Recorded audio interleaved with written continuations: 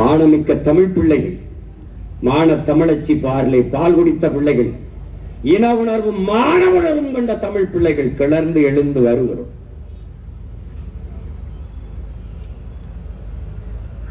ஆள் மனதுக்குள் இதை பதிய வைத்து இதையெல்லாம் மறந்து கடந்து போக முடியாது.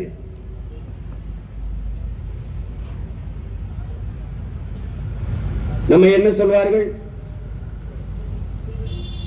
ஈழத்தை வைத்து அரசியல் செய்து பிழைக்கிறார்கள் என்பார். இவர்கள் இலவசத்தை வைத்து அரசியல் செய்து பிழைத்துக் கொண்டிருக்கிறார்கள். இதை அரசியல் என்று வேறு சொல்கிறார்.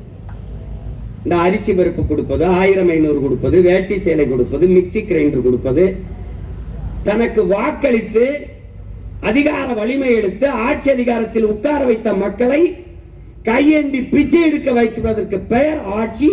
அந்த ஆட்சியை நிறுவுவதற்கு பெயர் அரசியல் என்று இன்றும் இந்த நிலத்தில் பேசிக்கொண்டு அலைகிறார். அறிவார்ந்த தமிழ் சமூக தம்பிதங்கைகளே, கற்றறிந்த பெருமக்களே, உலகெங்கும் பறை வாழக்கூடிய எண்ணின சொந்தங்களே, உலகிலே தோன்றிய ஒரு மூத்த இனம் தமிழர்கள் நாங்கள் பெருமை பேசுவோம் என்று என்னவா? அமெரிக்க மொழியில் ஆய்வறிஞன் அலெக்ஸ் குலியர் சொல்கிறான், ஆதியில் மனிதன் பேசிய முதல் மொழி தமிழ் என்று. அப்படி என்றால் முதல் மாந்தம் தமிழன். ஆதியிலே காடுகளில் வாழ்ந்த மனிதன் எழுப்பிய ஒலியிலே இருக்கிற ஒளி வடிவம் இன்றும் தமிழிலே ஓ என்று தொலைதூரத்தில் இருக்கிற மனிதனை அழைக்கவன் எழுப்பிய ஒளி இன்று வரை தமிழிலே இருக்கிறது. ஆதி மொழி தமிழ். அவனவன் தாய்மொழி. எங்களுக்கு உலக மொழிகளின் தாய்மொழி தமிழ்.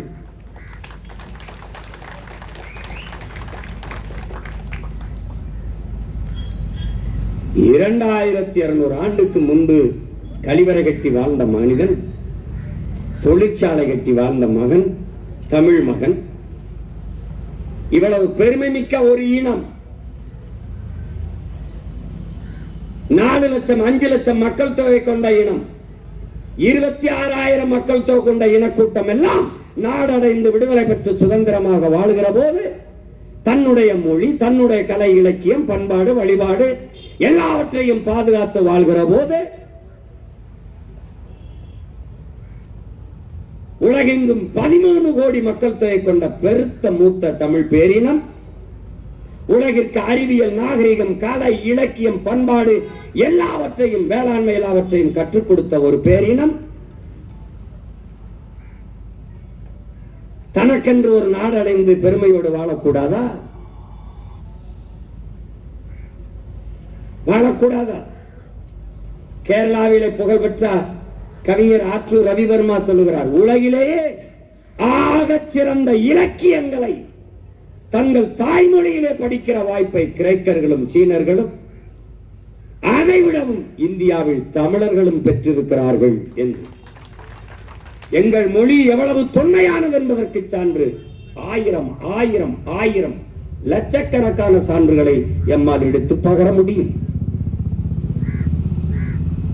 அந்த மொழியின் பிள்ளைகள், அந்த இனத்தின் பிள்ளைகள் எமக்கென்று ஒரு நாடடைந்து சுதந்திரமாக எமது மொழி, கலை, இலக்கியம், பண்பாடு, தொன்று தொட்ட வேளாண்மை, வழிபாடு எல்லாவற்றையும் காத்து வாழக்கூடாதா?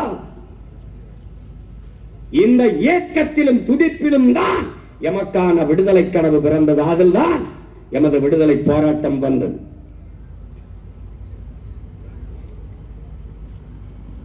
எங்களை ஓண்டி அண்டி பிழைக்க வந்த சிங்கனிடத்திலே அடிமைப்பட்டு வாழ்வதை விட விடுதலைக்காக போராடி சுதந்திரமாக சாவது மேலானது என்ற முடிவிலே அந்த களத்திலே விடுதலை போர் தொடங்கியது.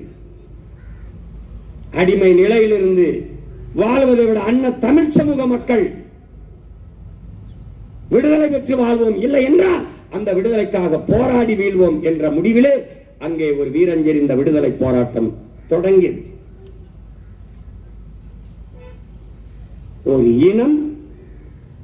இனம் தன் மொழி காத்து, தன் இனம் காத்து, தன் நிலம் காத்து, வளம் காத்து, தன் கலை, இலக்கிய, பண்பாட்டை காத்து, தன் வழிபாட்டை காத்து இவற்றையெல்லாம் பாதுகாத்து தனக்கென்று ஒரு நாடை அடைந்து வாழ்வதற்கான அரசியலை விட வேற ஏதாவது அரசியல் இருக்க முடியுமா என்பதை அறிவார்ந்த தமிழ் சமூக தம்பி தங்கைகள் சிந்தித்து பாருங்கள்.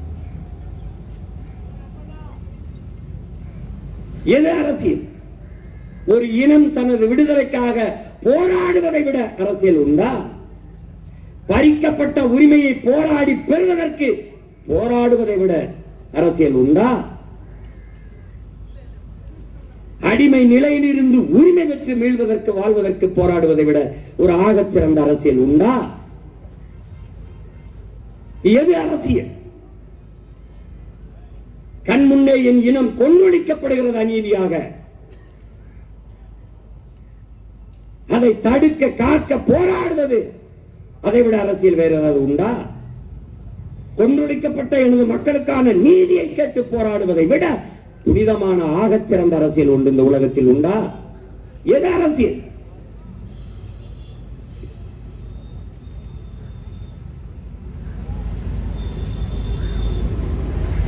எது எமக்கான அரசியல்?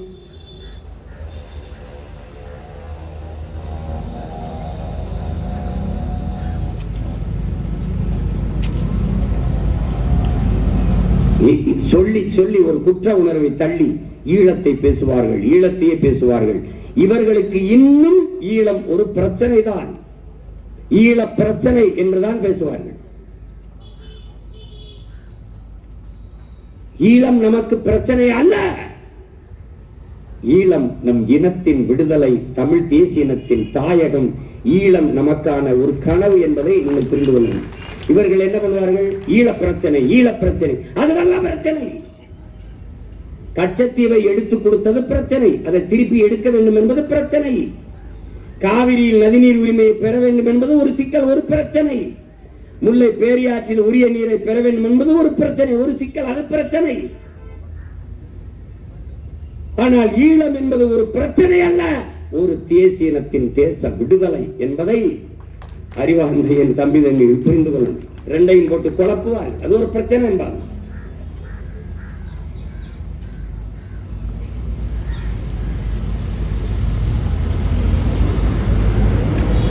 இன்னைக்கு பன்னாட்டு சமூகம் செம்மணி படுகொலைக்காக பேசாமல் போகலாம். ஆனால் தமிழ் தேசிய மக்களுக்கு என்று ஒரு வலிமையான அதிகாரம் வருகிற போது இந்த ஆவணங்களை நாங்கள் எடுத்துக்கொண்டு ஒவ்வொரு நாட்டு கதவையும், ஒவ்வொரு நாட்டு தலைவர்களையும் தட்டும், ஒவ்வொரு நாட்டு தலைவர்களின் வீட்டு கதவையும் தட்டும். எம் இனத்திற்கு இழைக்கப்பட்ட அநீதியை பாருங்கள், சான்று இதோ. அது இனப்படுகொலை, அது போர் குற்றம் அல்ல, அந்த போரே குற்றம். எந்த நாட்டில் சொந்த நாட்டு மக்களின் மீது ராணுவ தாக்குதல் நடத்தி அளிக்கப்பட்டிருக்கிறது? ஒரு நாட்டுக்கும் இன்னொரு நாட்டுக்கும் கூட நடக்கும் போது போரிலே பயன்படுத்தக்கூடாத ஆயுதங்களை எல்லாம் வைத்து எங்களை அழித்தது எப்படி? சொந்த நாட்டு மக்களின் மீது வான்வழி தாக்குதல் எந்த நாட்டிலே நடத்தப்பட்டிருக்கிறது? இலங்கையை தவிர எந்த நாட்டில்? இதை எப்படி பன்னாட்டு சமூகம் அனுமதித்தீர்கள்? இந்திய பெருநாடு 8 கோடி மக்களை, இந்த நிலப்பரப்பெங்கும் 8 கோடி மக்களை தன்னகத்தை வைத்திருக்கிற பெருந்தேசம் எப்படி பேசாமல் இருந்தது? அந்த நாட்டை பேச வைக்காமல் இந்த ஆட்சியாளர்கள் என்ன பண்ணி கொண்டிருந்தார்கள்?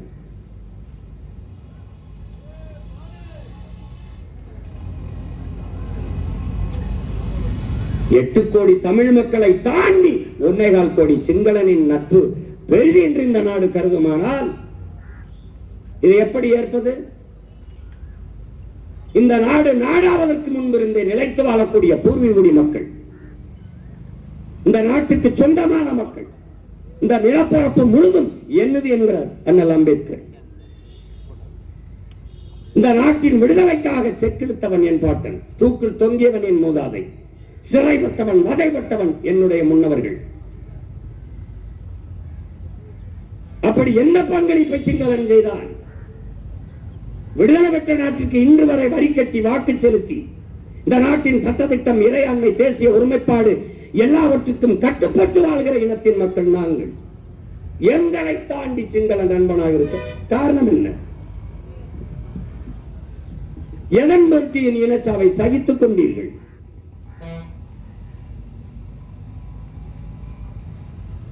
எதன் பொருட்டு? ஒரு இனச்சாவு என்று வேணாம், சக மனித படுகொலை என்கிற அடிப்படையிலாவது நீங்கள் ஏன் பேச மறந்தீர்கள்?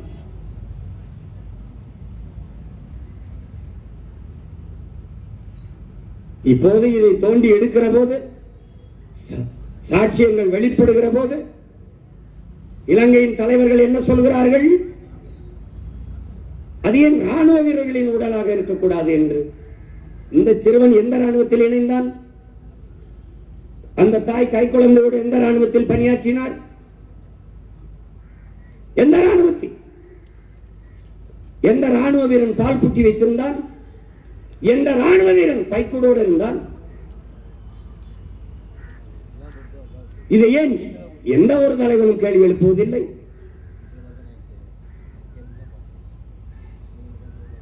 அதிகாரத்தில் இருப்பவர்கள் பேசி திசையிருப்பு விடுவதற்காக அது ராணுவ வீரர்களின் உடலாக எலும்பு கூடுகளாக ஏன் இருக்கக்கூடாது என்று கேள்வி எழுப்புகிறார்.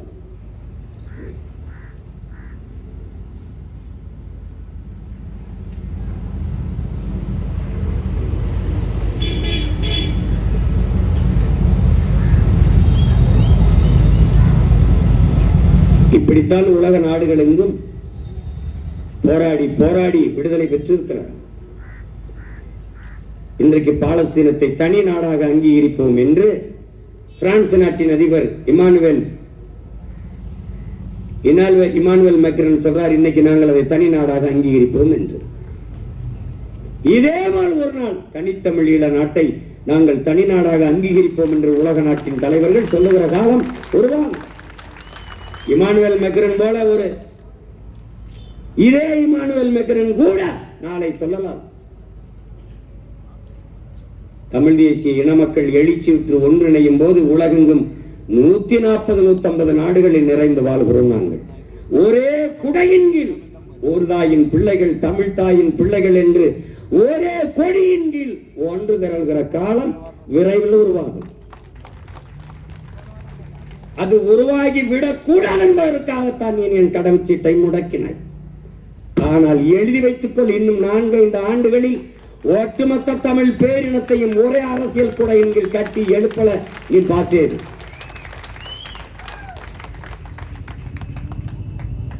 இன்றைக்கு நாங்கள் பேசுகிறோம், நாளை எங்களுக்காக உலகெங்கும் இருக்கிற மானுடம் பேசுகிற மகத்தான தலைவர் மருமக்கள் பேசுவார்கள். அதற்கான காலம் உருவாகும். அதற்கான காலம் உருவாகும். புரட்சியால் போராடி பூத்த பூமிகள் எத்தனையோ இருக்கிறது. அதன் தலைவர்களுக்கு எங்களுக்கு இழைக்கப்பட்ட அநீதி கொடுமைகள் போய் சேரவில்லை, சேர்க்கவில்லை. அதுதான் சிக்கல். சேர இந்த ஆட்சியாளர்கள் விடவில்லை, அதுதான் கொடுமை. எங்களுக்காக யார் பேசியிருக்க வேண்டும்? உலக நாடுகளுக்கு இந்தியாவில் யார் பேசவில்லை என்றாலும் தமிழ்நாடு பேசியிருக்க வேண்டும், பேசவில்லை. உலகில் எந்த நாடு பேசவில்லை என்றாலும் இந்தியா பேசியிருக்க வேண்டும், பேசவில்லை. அதனால் எந்த நாடும் பேசவில்லை, அவ்வளவுதான்.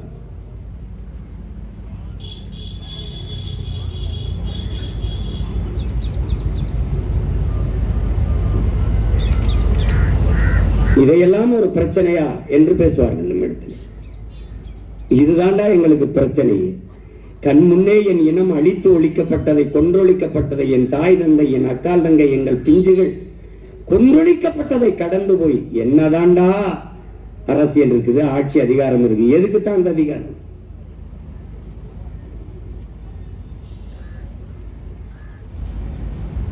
எங்களுடைய இறுதி இலக்கே பூமி பந்தில் எங்களுக்கென்று ஒரு தேசத்தை படைப்பதுதான். அதற்கான பயணம்தான் இது. தமிழ் தேச மக்களுக்கென்று, தமிழ் தேசிய மக்களுக்கென்று ஒரு அதிகாரத்தை படைப்பது, அந்த அதிகாரத்தை கொண்டு அவர்களுக்கென்று தேசம் படைப்பது, இதுதான் எங்கள் கனவு. இங்கே பேசிய தம்பிகள் கூட குறிப்பிட்டார், தம்பி ஹுமாயூன் கூட குறிப்பிட்டார், இது நமக்கான நாடு அல்ல, நம்மை பற்றி இது கவலைப்படாது என்பதற்கு பல உதாரணங்களை, காரணங்களை சொல்ல முடியும். திபெத்தியனுக்கும் இந்த நிலத்திற்கும் இந்திய நாட்டிற்கும் என்ன தொடர்பு இருக்கிறது? தலாய் லாமாவை பத்திரமாக பாதுகாக்கிற இந்தியா ஏன் தலைவரை கொல்ல வேண்டும் என்று துடித்தது? திபெத்தியர்களுக்கு குடியுரிமை கொடுத்து பாதுகாப்பாக விளையாட்டு திடல், வணிக வளாகம், திரையரங்குகள், கல்லூரிகள், பள்ளிகள் எல்லாம் கட்டி கொடுத்து படிக்க பாதுகாக்கிற இந்த அரசு ஏன் தமிழீழ மண்ணில் இருந்து வந்த நம் ரத்த சொந்தங்களை ஏன் இன்னும் எதிரிகளாக வைத்திருக்கிறது? 35 ஆண்டுகளை தொட்டு ஒரு தலைமுறை தாண்டி வாழ்கிற தமிழ் சொந்தங்களை ஏன் இன்னும் எதிரிகளாக, அகதிகளாகவே வைத்திருக்கிறது? அறிவார்ந்த தமிழ் சமூக மக்களே, என்னிலும் இளையின் தம்பி தங்கைகளே, எங்களுக்கும் அவர்களுக்கும் எந்த தொடர்பும் இல்லாத Malaysia, Singapore, Australia, Denmark, Norway, Sweden, New Zealand, France, Germany, Britain, America, உலகில் எல்லா நாடுகளும் எங்களை தன்னாட்டு குடிமக்களாக ஏற்றுக்கொண்டு குடியுரிமை கொடுக்கிற போது இந்த நாடு ஏற்க மறுப்பது ஏன்? கொடுக்க மறுப்பது ஏன்? அயர்லாந்திலே என் தம்பி திருக்குமரன் இருக்கிறான். அவனுடைய மகன் குரு அயர்லாந்து நாட்டிற்கு டென்னிஸ் ஆடுகிறான்.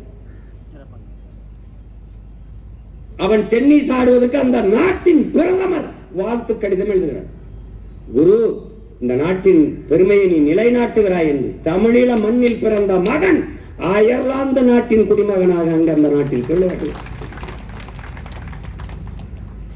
எங்கள் பிள்ளைகள் அந்த நாட்டின் காவல்துறையிலே, அந்த நாட்டின் ராணுவத்திலே பங்கேற்கிறார்கள். அங்கீகரிக்கப்படாத தேசம். அந்த நாடுகளுக்கிடையே நடந்த போட்டியிலே தமிழீழ மண்ணில் பிறந்த எங்கள் பிள்ளைகள், எங்கள் தாய் நிலத்தின் பிள்ளைகள், எங்கள் தேசிய கொடியை ஏந்தி கால்பந்தாட்டத்திலே முதலிடத்தை வென்று தமிழீழ தேசிய கொடியோடு அந்த திடலை ஓடி வருவதை நீங்கள் பார்ப்பீர்கள். எதற்காக என் தலைவன் ஆசைப்பட்டான்? எதற்காக நாங்கள் ரத்தம் சிந்தி உயிரை கொடுத்து போராடினோம்? இதற்காகத்தான்.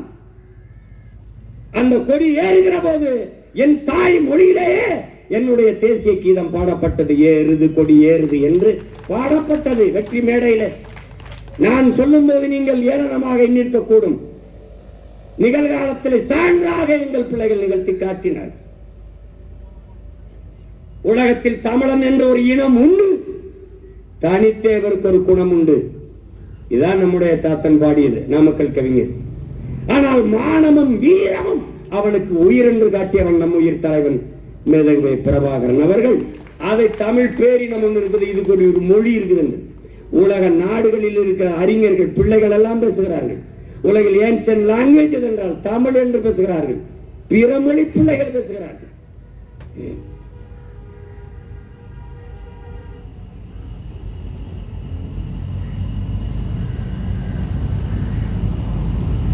காரணம் எல்லாம் நாம் பெரிதாக தேடி அலைய வேண்டியது இல்லை.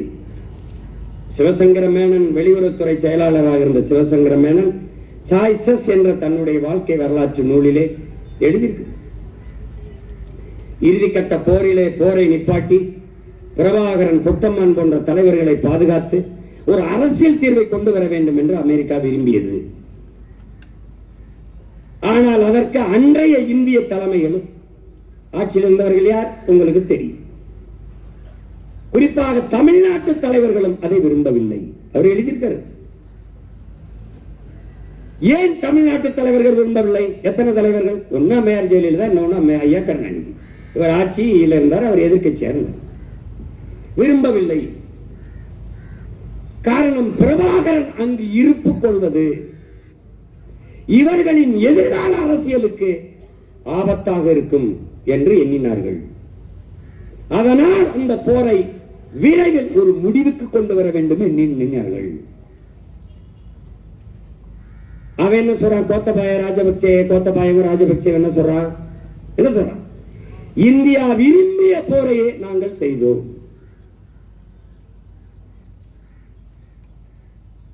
அதானே? எந்த பதவிக்காக, எந்த பிரபாகரன் அங்கு இருப்பு கொள்வது இவர்களின் எதிர்கால அரசியலுக்கு இடையூறாக இருக்கும் என்று எண்ணினார்களோ, அங்கே அந்த பிரபாகரன் என்ற பெருமிரன் இல்லாமல் இருக்கலாம்.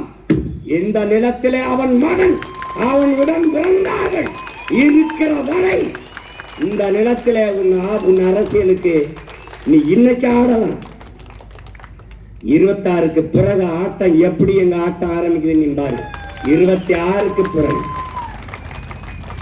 என்ன காரணத்திற்காக அந்த இடத்திலே என் தலைவன் இருப்பு கூடாது என்று கருதினீர்களோ, ஒரு நெருப்பை அணைத்து உலகெங்கும் பல கோடிக்கணக்கான நெருப்பை நீ பற்ற வைத்து விட்டாய். நீ நினைக்கிற நெருப்ப குப்பையை போட்டு மூடிடலாம்னு.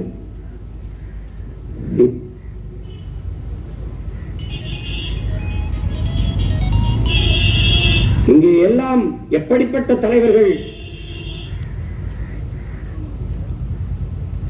ஈழத்தை பேசுகிறவர்கள் கருணாநிதிக்கு எதிராக கொண்டாந்து நிறுத்துவார்கள். இந்தியாவை காங்கிரஸை விமர்சிப்பார்கள். இந்தியாவிற்கும் இந்த போருக்கும் என்ன சம்பந்தம் கேட்பது யார்? உங்களுக்கு தெரியும். இந்தியாவிற்கும் இந்த போருக்கும் எந்த சம்பந்தம் இல்லை என்றால் என்ன மயத்துக்கு உண்ணாவிரதம் உண்டா? என்ன மயத்துக்கு உண்ணாவிரதம் உண்டா? எதுக்காக உண்ணாவிரதம் உண்டா? எதற்காக? யாரிடத்திலே முறையிட்டு போரை நிப்பாட்ட உண்ணாவிரதம்? இந்தியாவுக்கு அதுக்கு சம்பந்தம் இல்லையே. உண்ணாவிரத்தை முடித்து போகும்போது போர் நின்று விட்டது. யார் சொன்னது? பிரணாப் முகர்ஜி. அப்ப பிரணாப் முகர்ஜி சொன்னா போர் நிக்குது. அப்ப எப்படி சொன்னீங்க? உண்ணாவிரதம் எதற்காக இருந்தீர்கள்? சாகும் வரை உண்ணாவிரதம். யாரிடத்திலே கோரிக்கை வைத்து? கருணாநிதிக்கும் போருக்கும் சம்பந்தம் இல்ல, இந்தியாவுக்கும் போருக்கும் சம்பந்தம் இல்ல. அப்ப என்ன பொழுது போகலைன்னு உண்ணாவிரதம் முடியல? எதுக்கு உண்ணாவிரதம் இருந்தீங்க? காங்கிரஸை வேரோடும் வேரடி மண்ணாடும் ஒழிப்போம், இனி ஒட்டுமில்லை உறவும் இல்லை என்று பேசியது யார்? இப்ப ஒட்டிக்கொண்டு உரசிக்கொண்டு நிற்பது யார்? யார்? ஈழத்தை பேசிங்கன்னா எல்லாவற்றையும் கருணாநிதிக்கு எதிராக கொண்டாந்து நிறுத்துவார்கள். எப்படின்னா எப்படி? மழை விட்டாலும் தூவானம் விடாது என்று சொன்னது யார்? பிரணாப் முகர்ஜி சொல்லிவிட்டார் போர் நின்று விட்டது என்றால் அப்ப பிரணாப் முகர்ஜி சொன்னால் போர் நிற்குது. பிரணாப் முகர்ஜிக்கும் போருக்கு என்ன சம்பந்தம்? இந்தியாவுக்கும் போருக்குமே சம்பந்தம் இல்லைன்னா பிரணாப் முகர்ஜி பேச்ச ஏன் கேட்கணும்? இல்ல என்ன கொண்டு இருந்தது பாரு. போர் நின்றுச்சுன்னு உண்ணாவிரதம் முடிஞ்சு வந்த பதுங்கு குடிக்கல பங்கருக்குள்ள இருந்த 200-300 பேர் வெளியேறிட்டான். ஏன் நடந்தது? என் தமிழ் மீது, என் தாய் மீது, என் தலைவன் மீது சத்தியமா நடந்தது. போர் நின்றுச்சுங்கிறாரு பங்கருக்குள்ள இருந்தவன் பதுங்குடியில இருந்து வெளியில வந்துட்டான். 200 பேர் 300 பேர் மொத்தமா கொண்ட போட்டு கொண்டு விட்டான். இதான் நடந்துச்சு. பச்சை படுகொலை பண்ண படுபாதகர்கள் இவர்கள். அவருக்கு எதிராக திருப்பி விடுவார்கள். இதைவிட கொடுமை. ஈழத்தை பேசிங்க என்ன போது? ஈழத்தமிழர்களுக்கு ஓட்டா இருக்குது. அப்ப இதுக்கு முன்னாடி பேசினீர்கள், அப்போது ஈழத்தமிழர்களுக்கு ஓட்டா இருந்தது. ஏன் பேசுனீங்க? ஏன்? அங்க என் தலைவன் இருந்தான். அந்த விடுதலை போராட்டம் எழுச்சியா இருந்தது. அப்போது அதை பேச வேண்டிய தேவை இந்த நிலத்தில் உங்களுக்கு இருந்தது. இப்போ ஈழத்தமிழனுக்கு ஓட்டா இருக்குது. எங்களுக்கு வேண்டியது ஈழத்தமிழன் ஓட்டல்ல, அவனுக்கு ஓட்டு இல்ல, அது எங்கள் உரிமை. அந்த தாயக விடுதலை என்பது ஈழத்தில் வாழ்ந்த தமிழனுக்கான விடுதலை அல்ல, உலகெங்கும் பரவி வாழக்கூடிய 13 கோடி தமிழ் தேசிய மக்களின் தேச விடுதலை. அது தெரியாதா உங்களுக்கு? ஈழம் எங்களுக்கு வாக்கா, ஈழம் எங்களுக்கு ஓட்டா, எங்கள் உரிமை. ஈழம் என்பது 3 எழுத்து சொல்லல்ல, எம் உயிர், எம் மூச்சு. 50,000 ஆண்டுகளுக்கு மூத்த தமிழ் தேசிய பேரினத்தின் விடுதலை என்கிற பெரும் கனவு. அதை போய் பேசி என்ன வேணாம். ஈழத்தை பேசுவான், பிரபாகரனை பேசுவான், தமிழர் என்று பேசுவான். அதனால சீமானுக்கு ஓட்டு போடக்கூடாது என்றால் அந்த நிலையை பெருமையோடு இந்த மகன் இந்த நிலத்தில் எதிர்கொள்.